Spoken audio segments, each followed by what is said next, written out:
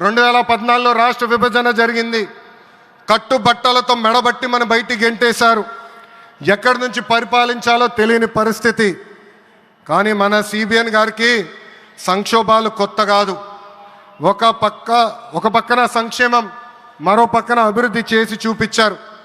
అందరి ఆమోదం తెలిపిన తర్వాతనే అమరావతి రాజధానిగా ప్రకటించారు. రైతులు చేసిన త్యాగం వల్ల ఈరోజు అమరావతి ఏర్పడింది. ఒకే రాజధాని, అభివృద్ధి వికేంద్రీకరణ అనే ఎజెండాతో మన ప్రభుత్వం ముందలికెళ్ళింది. రాయలసీమను ఎలక్ట్రానిక్స్, ఆటోమోటివ్, రెన్యూవబుల్ ఎనర్జీ హబ్గా తయారు చేశాం. గోదావరి జిల్లాలో ఆక్వాని పెద్ద ఎత్తున ప్రోత్సహించాం. ఉత్తరాంధ్రలో ఐటీ, ఫార్మా కంపెనీలు కూడా ఆనాడు మనం తీసుకొచ్చాం.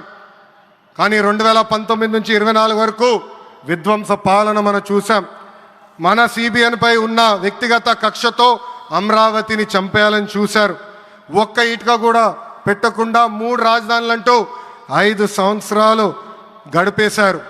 8 ఏళ్ల పిల్లోడి దగ్గర నుంచి 80 సంవత్సరాల వృద్ధుల వరకు జై అమరావతి అంటూ జెండా బతుకుని రోడ్డు పైకి వచ్చి ధర్నాలు చేస్తాం, పోరాటాలు చేస్తాం, మనందరం చూసాం.